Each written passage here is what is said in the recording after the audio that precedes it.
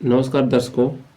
आज हम जानेंगे कि बहुत लोग कहते हैं कि ब्रह्मा विष्णु शिव और ये दुर्गा और जो परमात्मा है सब एक ही हैं। वो अपने कई रूपों में आकर के यहाँ पर लीला करते हैं। तो दर्शकों, आज हम प्रमाण के साथ जानेंगे कि ब्रह्मा विष्णु शिव और परमात्मा सब एक ही हैं वो या अलग अलग हैं। तो आइए हम इसको प्रमाण के साथ जानते हैं, क्योंकि इसमें कई बार सुनने के लिए ही बार बार आता है कि ब्रह्मा विष्णु शिव जी और परमात्मा सब एक ही हैं। तो आज हम प्रमाण के साथ जानेंगे शिव पुराण के अंदर कि इसमें क्या सच्चाई दिया गया है, सब एक ही हैं या अलग अलग हैं। तो दर्शकों, अगर आप लोग हमारे चैनल पर नए हैं तो हमारे चैनल को लाइक और सब्सक्राइब कर लें, ताकि हमारा अगली आने वाली वीडियो का नोटिफिकेशन आप लोगों को समय से मिलता रहे। तो चलिए दोस्तों, आज हम प्रमाण के साथ जानते हैं कि ब्रह्मा विष्णु शिव और ये परमात्मा सब एक ही हैं या अलग अलग हैं। तो इसको आज हम प्रमाण के साथ जानेंगे। ये देखिए शिव पुराण है। ये शिव पुराण ये देखिए सचित्र संपूर्ण श्री शिव पुराण सरल भाषा में। ये कहाँ से प्रकाशित है? नूतन धार्मिक पुस्तकालय बम्बई से ये प्रकाशित है। अब इस पर हम चलते हैं दर्शकों, इस पर हम चलते हैं यहाँ से। ये देखिए रुद्र संहिता 134, हम यहाँ से चलते हैं। हम इस पर यहाँ से पढ़ लेते हैं। यहाँ क्या बताया है, यहीं से पढ़ लेते हैं। यहाँ से संहित करने वाला हूँ, निर्गुण और सगुण भी हूँ, पर ब्रह्म निर्विकार और सच्चिदानंद भी हूँ। परंतु हे विष्णु, मैं ब्रह्मा विष्णु और रुद्र इन तीनों नामों से प्रसिद्ध हूँ। ये ब्रह्मा विष्णु शिव जी के पिताजी हैं। ये बोल रहे हैं कि हे विष्णु, मैं सगुण निर्गुण भी हूँ और सगुण भी हूँ, मैं साकार भी हूँ और निराकार भी हूँ। वो बोल रहे हैं कि मैं साकार भी रूप में हूँ और निराकार रूप में भी हूँ। तो साकार रूप में वो इनका जो ये शिवलिंग की जो पूजा होती है, शिवलिंग के रूप में वो साकार रूप में है और निराकार रूप में वो छिप कर रहते हैं। तो वही है परब्रह्म। निर्विकार और सच्चिदानंद भी हूँ, उनको परब्रह्म भी कहते हैं और सच्चिदानंद भी हूँ, वो कर रहे हैं। परंतु हे विष्णु, मैं ब्रह्मा विष्णु और रुद्र इन तीनों नामों से प्रसिद्ध हूँ। वो क्या है कि ब्रह्मा विष्णु शिव रूप में आकर के अपना कार्यभार करते हैं और ब्रह्मा विष्णु तीनों नामों से वो प्रसिद्ध हैं। मैं ही संसार का निर्माता, रक्षक और संहारक हूँ। तुमने अवतार लेने के बारे में जो स्तुति और प्रार्थना की है उसको मैं अवश्य सत्य करूँगा, क्योंकि मैं भक्त वत्सल हूँ। हे ब्रह्मा जी, मेरा यह रूप है। देखिए यहाँ पर ये क्या बोल रहे हैं कि मैं संसार निर्माता, रक्षक और संहारक हूँ। तुमने अवतार लेने के बारे में जो स्तुति की है, प्रार्थना की है, उसको मैं अवश्य सत्य करूँगा, क्योंकि मैं भक्त वसल हूँ। वो क्या बोल रहे हैं कि तुम मेरा भक्त है, मैं भक्त वसल हूँ, मतलब कि भक्तों का दया करने वाला हूँ, देख रेख करने वाला हूँ। हे ब्रह्मा जी, मेरा यह रूप आपके शरीर से प्रकट होगा। ब्रह्मा जी को क्या बोल रहे हैं कि मेरा रूप, जैसा मेरा ये रूप है ऐसे ही मेरे शरीर से तुम्हारे शरीर से प्रकट होगा। उसका नाम रुद्र होगा। रुद्र यानी शिव जी होगा। उसका बल मेरे ही समान होगा। मेरे में और उसमें कोई भेद नहीं होगा। जो मैं हूँ वह भी मैं ही हूँ। दोनों के पूजा विधान में कोई भेद नहीं है। जिस प्रकार विद्युत का प्रभाव जल पर नहीं पड़ता, उसी प्रकार निर्गुण होते हुए भी मेरा बंधन सगुण के साथ नहीं है। मेरा जो बंधन है वो सगुण के साथ, मैं सामने में नहीं रहता हूँ। मेरा जो बंधन है, मैं जैसे कि ब्रह्मा विष्णु शिव जी रहते हैं या कोई आम इंसान है, ऐसा उसके साथ नहीं रहता है, वो छिप कर रहता है। मेरा रूप और रुद्र का रूप एक समान है। उसमें पर भेद की भावना नहीं करनी चाहिए। मिट्टी के अनेक बर्तन बनने पर भेद मालूम देता है, किंतु वास्तव में मिट्टी एक ही है। कार्य के कारण समीप है, ऐसा समझकर आप दोनों शिव और रुद्र के अंदर भेद न देखें, यानी कि शिव में और रुद्र में भेद न देखें। हे ब्रह्मन, मैं अब एक गोप्य वस्तु कहता हूँ, सुनिए। आप दोनों प्रकृति से उत्पन्न हुए हो। यहाँ पर क्या बोल रहे हैं कि ब्रह्मा विष्णु दोनों को बोल रहे हैं कि आप दोनों प्रकृति से उत्पन्न हुए हो। वो कौन बोल रहे हैं? ये ब्रह्म भगवान कह रहे हैं, जो सच्चिदानंद है, जो यहाँ पर पर ब्रह्म बताए थे अपना नाम। यहाँ पर देखिए पर ब्रह्म जो नाम बताए थे वो बोल रहे हैं, सच्चिदानंद बोल रहे हैं कि आप दोनों प्रकृति से उत्पन्न हुए हो। हे रुद्र, प्रकृति से उत्पन्न नहीं है। ये बोल रहे हैं कि आप दोनों प्रकृति से उत्पन्न हुए हो। यह रुद्र प्रकृति से उत्पन्न नहीं है, प्रकृति यानी दुर्गा से उत्पन्न नहीं है। उस समय मैं अपनी इच्छा से ब्रह्मा की भ्रिकुटी से उत्पन्न होऊंगा। तीनों गुणों के मध्य में भगवान शंकर को तामस कहते हैं। वो उसमें क्या करेगा कि भगवान शंकर वो बोल रहे हैं कि रुद्र के रूप में मैं ब्रह्मा जी के भ्रिकुटी से उत्पन्न होऊंगा। पर उस बोल रहे तीनों गुणों के मध्य में भगवान शंकर को तामस कहते हैं। तीनों गुणों ब्रह्मा जी, विष्णु जी और शिव जी के बीच में शंकर जी को क्या बोलते हैं? तामसी कहते हैं, तामसी स्वभाव के हैं। पर उससे वैकारिक अहंकार जानना चाहिए कि वो क्या है। वैकारिक अहंकार, संसार के अहंकार समझना चाहिए। वह केवल नाम से तामस है, पर वास्तव में वो तामसी नहीं है। इस कारण हे ब्रह्मन, तुम्हारा यही कर्तव्य है कि तुम संसार की रचना करते हो। हे विष्णु, तुम्हारा यह कर्तव्य है कि तुम उत्पन्न हुई सृष्टि की रक्षा करते हो। इसके अतिरिक्त मेरा अंश जो रुद्र उससे प्रकट होगा। मेरे अंश से जो रुद्र यानी शिव जी जो प्रकट होंगे वह संसार का संहारक होंगे, यानी संसार को खत्म करने वाले होंगे। ब्रह्मा जी उत्पन्न करेंगे, विष्णु जी पालन पोषण, शिव जी संहार करेंगे। देखो, उमा नाम वाली जो परमेश्वरी जो प्रकृति स्वरूपा है, यानी कि जो उमा नाम से जो परमेश्वरी है जो उत्पन्न हुई है, प्रकृति स्वरूपा है, प्रकृति के समान जो है, उस शक्ति सरस्वती होगी। वह सरस्वती यानी ब्रह्मा जी की पत्नी होगी, जो ब्रह्मा जी की सेवा में रहेगी। उसी समय प्रकृति से एक और शक्ति का प्रादुर्भाव होगा, यानी उत्पन्न होगी। वह लक्ष्मी के रूप में विष्णु जी की सेवा में रहेगी, यानी विष्णु जी की पत्नी होगी। फिर काली नाम की शक्ति मेरे अंशभूत रुद्र को निश्चय प्राप्त हो जाएगी। काली नाम की एक शक्ति जो है रुद्र यानी शिव जी की प्रकट वो प्राप्त हो जाएगी। अब देखिए यहाँ पर यह प्रमाण मिल गया। इसके बाद हम यहाँ पर देखते हैं। अब यहाँ पर देखिए यहाँ से, क्योंकि मेरे वाम देह से और देह से ब्रह्म, क्योंकि विष्णु मेरे वाम देह से, विष्णु जी जो हैं इनके ब्रह्म भगवान के बाएं भाग से उत्पन्न हुए हैं और ब्रह्मा जी दक्षिण अंग से उत्पन्न हुए हैं। अब यहाँ पर स्पष्ट हो गया कि उस ब्रह्म भगवान के बाएं भाग से विष्णु जी और दाएं भाग से ब्रह्मा जी उत्पन्न हुए हैं। और मेरे ही स्वरूप ब्रह्मा विष्णु रुद्र हैं। वो क्या बोल रहे हैं कि मेरे ही समान, जैसा मेरा रूप है वैसे ही ब्रह्मा भी हैं, विष्णु भी हैं और रुद्र हैं। इन्हीं स्वरूपों से मैं क्रमशः सृष्टि का उत्पन्न करता हूँ। जैसे इनका जो स्वरूप है ऐसे ही मैं होकर के सृष्टि को मैं उत्पन्न करता हूँ और पालन भी करता हूँ तथा संहार भी करता हूँ। मैं कौन बोल रहे हैं? ये ब्रह्म भगवान कर रहे हैं कि मैं ब्रह्मा विष्णु शिव के रूप में होकर के मैं सृष्टि को उत्पन्न भी करता हूँ, पालन पोष भी करता हूँ, संहार भी करता हूँ। अब यहाँ पर यह स्पष्ट हो गया कि ब्रह्मा विष्णु शिव जी से ये जो हैं ये अलग हैं। ये क्या है? ब्रह्मा के रूप में, विष्णु के रूप में, शिव के रूप में आकर के इस सृष्टि को चलाते हैं। अब यहाँ पर कोई भ्रमित ना हो कि वो ब्रह्मा विष्णु शिव और वो परमात्मा सब एक ही है, ये ऐसा ना समझे। वो क्या है कि ब्रह्मा विष्णु शिव से अलग हैं। वो ब्रह्मा विष्णु शिव के रूप में आकर के सृष्टि को उत्पन्न करते हैं, पालन भी करते हैं, संहार भी करते हैं। हे हरे, तुम तो मेरे नियोग से तीनों लोकों में पूज्य हो।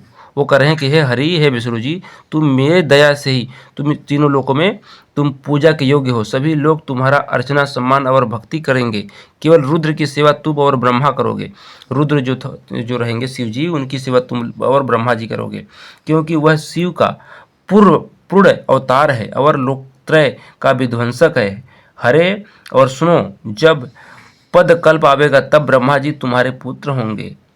अब देखिए यहाँ पर हम ये स्पष्ट कर रहे हैं कि ब्रह्मा विष्णु शिव जी से जो वो परमात्मा जो है वो ये इनके जो पिताजी हैं वो अलग हैं, इनको पुत्र कहते हैं, वो अलग हैं। और यहाँ पर भी देखिए, यहाँ पर भी ये क्या बोले कि मैं ब्रह्मा विष्णु और रुद्र इन तीनों नामों से प्रसिद्ध हूँ। वो क्या है? ब्रह्मा विष्णु शिव के रूप में तीनों नाम से प्रसिद्ध हैं। और यहाँ पर भी ये क्या बता रहे हैं कि मैं ब्रह्मा विष्णु, यहाँ देखिए यहाँ से, यहाँ पर क्या, इन रूपों से कम से मैं सृष्टि ब्रह्मा विष्णु शिव रुद्र रूप में, इन रूपों से मैं क्रमशः सृष्टि का उत्पन्न करता हूँ, पालन भी करता हूँ, संहार भी करता हूँ। तो यहाँ पर स्पष्ट हो गया कि वो ब्रह्मा विष्णु शिव से वो अलग हैं। वो इन रूपों में आकर के अपना सृष्टि को चलाते हैं। वो ब्रह्मा विष्णु शिव जी नहीं है, वो अलग हैं। देखिए रामचरितमानस, ये तुलसीदास द्वारा रचित, ये गीता प्रेस से है। इसमें हम देखते हैं, ये देखिए, ये रामचरितमानस, ये बाल कांड है। और ये कौन सा है कि ये देखिए दोहा नंबर 143, और दोहा नंबर 143 में अपना मंत्र भी बताए हैं। देखिए यहाँ पर ओम मंत्र है, दोहा नंबर 143, और इसका चौपाई नंबर 3। इस पर हम देखते हैं, देखिए यहाँ पर क्या बोल रहे हैं, नेति नेति जयी वेद निरूपा निजानंद निरूपाधि अनुपा शंभु बिरंची विष्णु भगवाना उपजही जासु अंश तेनाना। यहाँ पर क्या बोल रहे हैं कि जिन्हें वेद नेति नेति यह भी नहीं कहकर निरूपण करते हैं, जो आनंद स्वरूप और उपाधि रहित और अनुपम है, एवं जिनके अंश से अनेकों शिव ब्रह्मा और विष्णु उत्पन्न होते हैं। अब देखिए यहाँ पर भी स्पष्ट हो गया कि जिनके अंश से अनेक ब्रह्मा विष्णु शिव उत्पन्न होते हैं, तो वो क्या है कि वो ब्रह्मा विष्णु शिव जी से अलग हो गए। वो ब्रह्मा विष्णु शिव जी नहीं है। वो क्या है, ब्रह्मा विष्णु शिव से अनेक, वो ब्रह्म से अनेक ब्रह्मा विष्णु शिव जी उत्पन्न होते हैं। एक और प्रमाण यहाँ पर देख लीजिए, ये बालकांड का ये चौपाई दोहा नंबर 149 और चौपाई नंबर इसका 3 है। यहाँ पर क्या बोल रहे हैं कि परंतु हे प्रभु बहुत ठिठाई हो रही है, यद्यपि हे भक्तों का हित करने वाले वह ठिठाई भी आपको अच्छी ही लगती है। आप ब्रह्मादि के भी पिता, उत्पन्न करने वाले जगत के स्वामी और सबके हृदय के भीतर जानने वाले ब्रह्म हैं। अब देखिए यहाँ पर क्या बोल रहे हैं कि आप ब्रह्मादिक के भी पिता, ब्रह्मादिक का मतलब होता है ब्रह्मा विष्णु शिव जी, आप ब्रह्मा विष्णु शिव जी के भी पिता, उत्पन्न करने वाले जगत के स्वामी और सबके हृदय के भीतर जानने वाले हैं, ब्रह्म हैं। यहाँ पर बता रहे हैं आप सबके भीतर के जाने वाले ब्रह्म हैं। तो यहाँ पर स्पष्ट हो गया वो ब्रह्मा विष्णु शिव जी के पिताजी हैं, ब्रह्मा विष्णु शिव जी को उत्पन्न करने वाले हैं। अब वो क्या है कि जो शिव पुराण के अंदर जो बताया है कि ब्रह्मा विष्णु शिव के रूप में आकर के यहाँ पर वो लीला करते हैं, तो आप ये न समझे कि वो ब्रह्मा विष्णु शिव जी हैं, क्योंकि वो क्या है, वो अलग हैं। वो यहाँ पर आकर के ब्रह्मा विष्णु शिव के रूप में आकर लीला करते हैं, लेकिन वो ब्रह्मा विष्णु शिव जी के पिताजी हैं, वो ब्रह्म भगवान हैं। आइए आज हम थोड़ा और प्रमाण भी देख लेते हैं देवी भागवत से।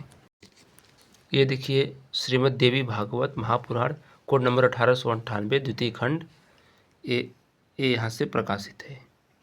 इस पर हम चलते हैं कि सर्वप्रथम यहाँ से ये नवा स्कंद है, नवा स्कंद पेज नंबर 309। हम यहाँ से चलते हैं पेज नंबर 308 से। यहाँ पर देखिए क्या लिखा है कि उसके प्रत्येक रोमकूप में अखिल ब्रह्मांड स्थित हैं, उनकी संख्या श्री कृष्ण भी बता पाने में समर्थ नहीं है। किसकी संख्या? महाविष्णु की संख्या। जिस उसके प्रत्येक रोमकूप में अखिल ब्रह्मांड स्थित हैं, उनके रोमकूप में अनेक ब्रह्मांड स्थित हैं, उनकी संख्या बताने में श्री कृष्ण भी समर्थ नहीं है। तो यहाँ पर स्पष्ट हो गया ना भाई कि श्री कृष्ण जी अलग हैं और वो अलग हैं। यहाँ पर आप लोग भ्रमित न हैं, क्योंकि बहुत लोग ऐसे बताते हैं कि श्री कृष्ण भी, ब्रह्मा विष्णु शिव जी सब एक ही हैं, एक ही परमात्मा है।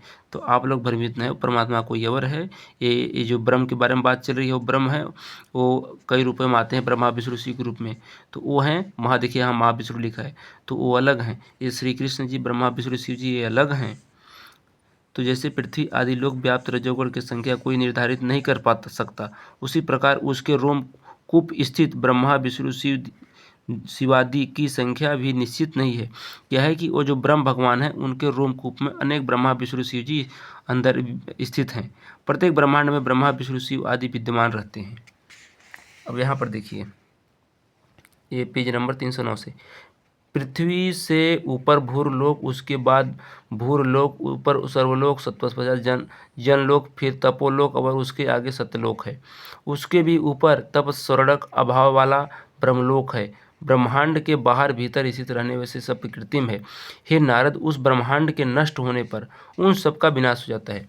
वो जो ब्रह्मांड है जिसमें ब्रह्म रहता है, उस ब्रह्मांड को नष्ट होने पर जितने ये सब लोग बने हैं वो सब नष्ट हो जाते हैं, क्योंकि जल के बुलबुले की तरह ये सब लोक समूह अनित्य हैं, नित्य नहीं है, अनित्य हैं, नित्य नहीं है।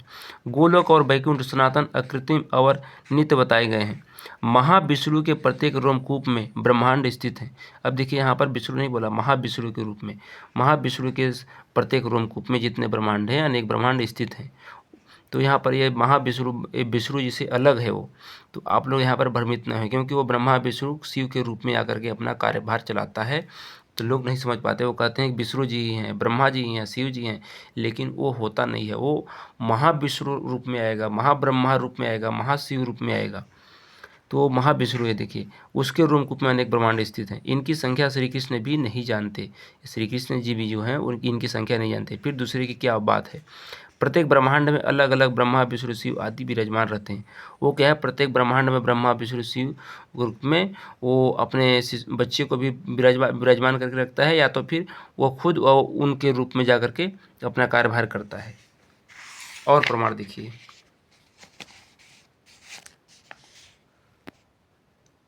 यहाँ से पढ़ लेते हैं। जब देवी सरस्वती कृष्ण व लब्भा राधा के मुख से प्रकट हुई, तब उन कामना रूप कामिनी ने श्री कृष्ण को काम भाव से प्राप्त करने की लालसा की। वो क्या की, एक देवी ने श्री कृष्ण जी को काम भावना से, एक लालसा से, वो क्या बोल रही है, उसको काम भावना जाग रहे, काम के संबंध करने की। उनका अभिप्राय समझकर सर्वज्ञ भगवान श्री कृष्ण सबकी माता उन सरस्वती से सत्य हित कर तथा परिणाम में सुख कर बात कही। क्या बोले वो, श्री कृष्ण बोले, हे साध्वी, तुम मेरे ही अंश स्वरूप चतुर्भुज नारायण को सेवन करो। वहाँ पर ये देखिए, ये क्या बोल रहे हैं कि मेरे ही अंश स्वरूप चतुर्भुज नारायण को प्राप्त करो। तो यहाँ पर ये स्पष्ट हो रहा है कि वो मेरे अंश स्वरूप कर रहे हैं। तो वो क्या है कि वो महाश्री कृष्ण ये हैं, खड़े हैं, महाश्री कृष्ण खड़े हैं। वो बोल रहे हैं कि मेरे ही जैसा एक श्री कृष्ण जो 4 भुजा वाला है, उसको तुम प्राप्त हो, उसको तुम सेवन करो। वे सदा तरुणावस्था में विराजमान सुंदर रूप वाले, सभी गुणों से संपन्न तथा मेरे ही समान है। वो कह रहे हैं कि वो युवावस्था में ही रहते हैं, विराजमान हैं, उनको तुम प्राप्त हो, उनको तुम सेवन करो, उनके साथ तुम संभोग करो, ऐसा बता रहे हैं वो। तो यहाँ पर यह स्पष्ट हो गया कि वो ये जो श्री कृष्ण हैं, ये श्री कृष्ण नहीं है, श्री कृष्ण के पिताजी हैं ये। वो अपने से नीचे वाले को बोल रहे हैं, 4 भुजा वाले के पास जाओ। अब यहाँ पर देखिए, यहाँ पर क्या लिखा है, उस समय ब्रह्मा विष्णु शिव आदि देवता ऋषि तथा ज्ञानी ये सब सत्य स्वरूप चितानंद में समाविष्ट हो जाते हैं। वो क्या है, ब्रह्मा विष्णु शिव जी भी उस परमात्मा में उसमें जाकर के लीन हो जाते हैं। उसी परब्रह्म में प्रकृति भी लीन हो जाती है, प्रकृति भी लीन हो जाती है। यह प्राकृतिक लय है, यानी प्राकृतिक जो भी लय होती है उसमें सब जाकर के लीन हो जाते हैं। हे मुनि, इस प्रकार प्राकृतिक लय हो जाने पर ब्रह्मा की आयु समाप्त हो जाती है। ब्रह्मा की जो आयु है वो समाप्त हो जाती है, वो खत्म हो जाते हैं। यहाँ पर देखिए क्या लिखा है, भगवान विष्णु उन्हीं परब्रह्म परमात्मा की भक्ति तथा सेवा के द्वारा महान ईश्वर के संपन्न, सर्वज्ञ, सर्वदृष्टा, सर्वव्यापी, समस्त संपदा प्राप्त करने वाले सबके ईश्वर श्री संपन्न तथा सबके रक्षक हुए। अब यहाँ पर देखिए, भगवान विष्णु उन्हीं के परब्रह्म की परमात्मा की भक्ति से, वो यहाँ पर यह भी हो सकता है कि भगवान विष्णु भी उस परब्रह्म की भक्ति करते हैं। तो यहाँ पर एक मत समझे, वो परब्रह्म अलग है, भगवान विष्णु अलग है। यहाँ पर यह प्रमाण दे रहा है कि भगवान विष्णु भी उस परब्रह्म की भक्ति करते हैं।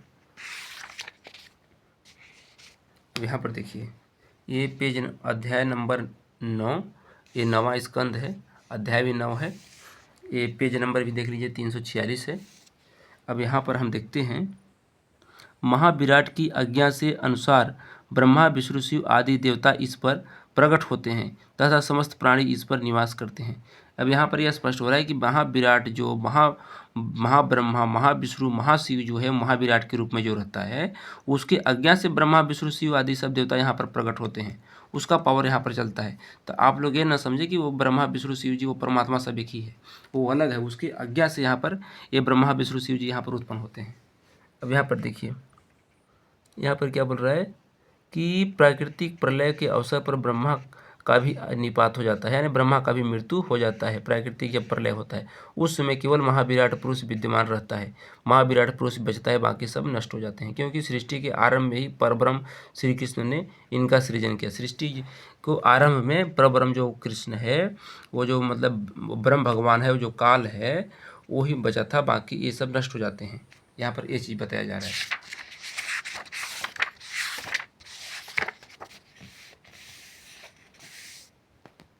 तो दर्शकों, यहाँ पर स्पष्ट हो गया कि ब्रह्मा विष्णु शिव जी के जो पिताजी हैं वो अलग हैं।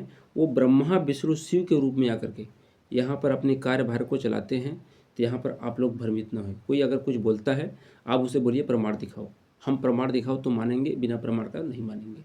वो क्या है कि अपने ग्रंथों को पढ़ते नहीं हैं और जनता को भ्रमित करते हैं। एक तो उनको खुद पता नहीं है और दूसरे को भी भ्रमित करते हैं। तो कोई अगर ऐसा बोलता है कि ब्रह्मा विष्णु शिव जी और परमात्मा सब एक ही है, तो बोलिए कि आप प्रमाण दिखाओ, ये कहाँ लिखा हुआ है। ऐसे आपको मान्य नहीं करना है। मैंने आपको दिखा दिया कि ब्रह्मा विष्णु शिव जी वो अलग हैं और वो जो परमात्मा है वो ब्रह्मा के रूप में, विष्णु के रूप में, शिव के रूप में, वो महाब्रह्मा, महाविष्णु, महाशिव के रूप में आकर के अपने कार्यभार को यहाँ पर चलाने लगता है। वो अपने वास्तविक रूप में नहीं आता है। उसको क्या है कि श्राप लगा हुआ है 1,00,000 जीवों को नित्य खाने के लिए और 1,25,000 उत्पन्न करने के लिए। आप जब कबीर सागर पढ़ेंगे या घट रामायण पढ़ेंगे तो इसमें उसका प्रमाण मिलता है। तो आप लोग इसमें भ्रमित ना हो, किसी की बात में बहकावे में न आए कि परमात्मा सब एक ही है, वही ब्रह्मा है, वही विष्णु है, वही शिव है। वो नहीं है, वो ये सब अलग अलग हैं। ये आपको मैंने दिखा दिया शिव पुराण से भी और रामचरितमानस से भी और देवी भागवत से भी कि ये सब अलग अलग हैं। इनके किसी के भ्रम में न पड़े। तो दोस्तों आज के लिए बस इतना ही। अब दोस्तों आप लोग कमेंट में अपना राय ज़रूर दें कि हमारे वीडियो आप लोगों को कैसे लगी। फिर मिलेंगे हम अगले वीडियो में, और हमारे चैनल को लाइक और सब्सक्राइब कर लें और शेयर भी करें ताकि हर किसी तक यह जानकारी पहुंचता रहे और सब लोग अपने ग्रंथों से मिलान करें। चलिए आज के लिए इतना ही। सत साहिब।